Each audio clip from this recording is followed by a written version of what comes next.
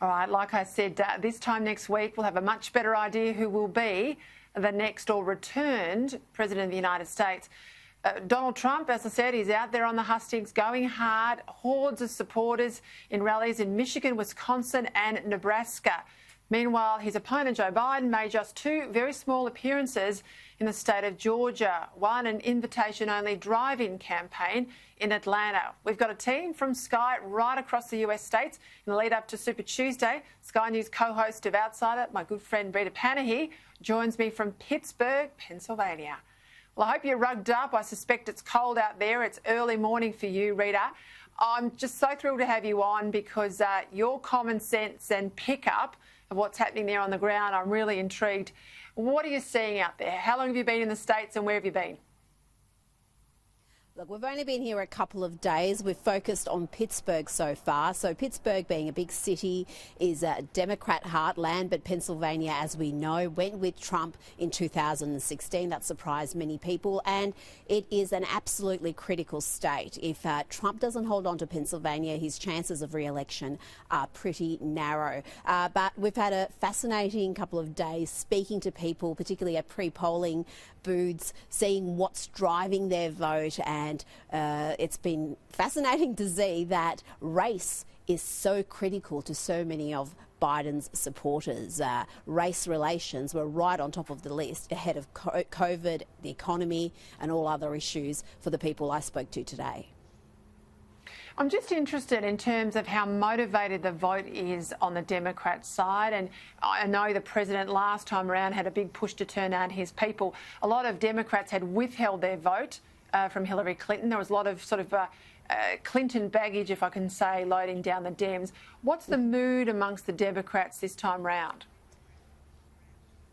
Well, again, there's not much enthusiasm for Joe Biden or the Biden-Kamala team. It's all anti-Trump sentiment that seems to be driving many of the Democrats who turned up to vote early. Democrats will take that. The vote counts just as much, whether it's an anti-Trump vote or a vote for them. But the passion for and against is all centred around Donald Trump.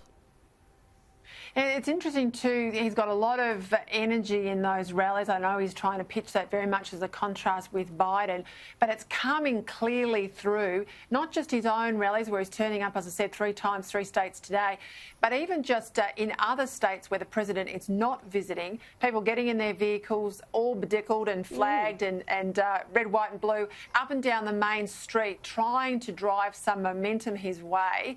I know you're heavy on social media. What's the takeout of that sort of activity?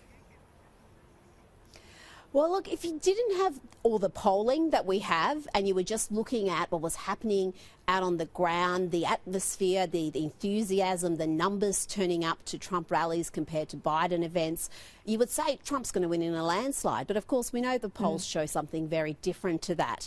But yeah, that momentum and enthusiasm and energy amongst his base is as strong as it was in 2016. If you thought COVID was going to be an end to that, it certainly hasn't been, even with this second wave sweeping across the US. So you look at their election campaigns, they could not be more different. Trump is reportedly asked to do 5 events per day as opposed to the 3 that he's currently doing. The energy the man has, I mean, let's remember, he just had COVID about 2 weeks ago. So, and he's an older gentleman, and yet he seems to just have boundless energy to be out there campaigning. Is it too late, given what the polls are showing us? That those polls are contracting in some key states, and the Trump team is confident. They don't believe the polls. They think they've got a path to victory. So I'm interested when you're talking to people, and this goes to the point, how much can we believe in these polls? How much of it is the sort of the shy Tory or the reluctant Trump voter to at least admit to the pollsters that they're with this guy who's been pilloried uphill and down dale? When people are speaking with you, are you finding a reluctance from people to admit that you're with Trump because they think you might be the usual mainstream media, or are they opening up to you in any way?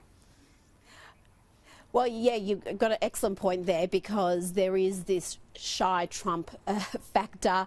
You've got people who are supporting the Democrats just being very bold and loud. They wear the T-shirts, they've got the badges, they trumpet it to everybody. You know, they have no fears of a backlash. But Trump supporters know, particularly in Democrat City, that wearing a MAGA cap or saying you're going to vote for Trump loud is going to possibly result in copping some abuse or worse from strangers. So I think that is a factor, and the whole phenomenon of people misleading pollsters. Now I don't know what percentage that is. It might be inconsequential. It might be enough to make a difference, but they deliberately, some people out there lying to pollsters because I don't know why. I don't know if it's just they don't want them to know, or whether they have a fear of being judged because so much of the mainstream media have likened supporting Trump to being a deplorable, to being someone who is not interested in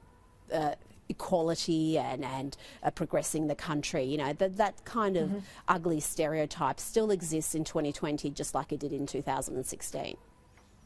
Just quickly before we go, I'm really interested. I looked at all your social media too as you left Australia, and look, harrowing scenes of empty airports and basically our economy at a standstill. You've come from locked down Melbourne. Just a quick snapshot of what it's like in the US. What are the airports like? How many people are out and about? Are they wearing masks? Give us your sense of it all.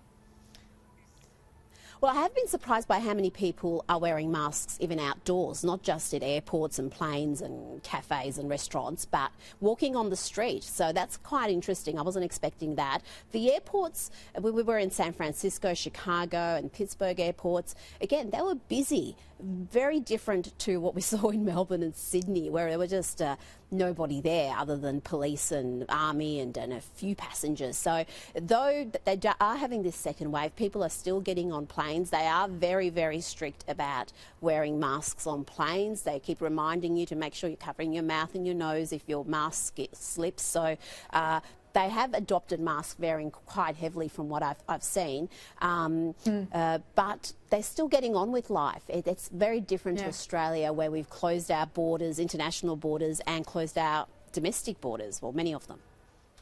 All right, I'll let you go back in, get some breakfast into you, get warm. See you on Outsiders this weekend special. Oh, there you go. There you go. There you go. Special with Rita on Outsiders Sunday morning. She'll be live from New York City. You will not want to miss that.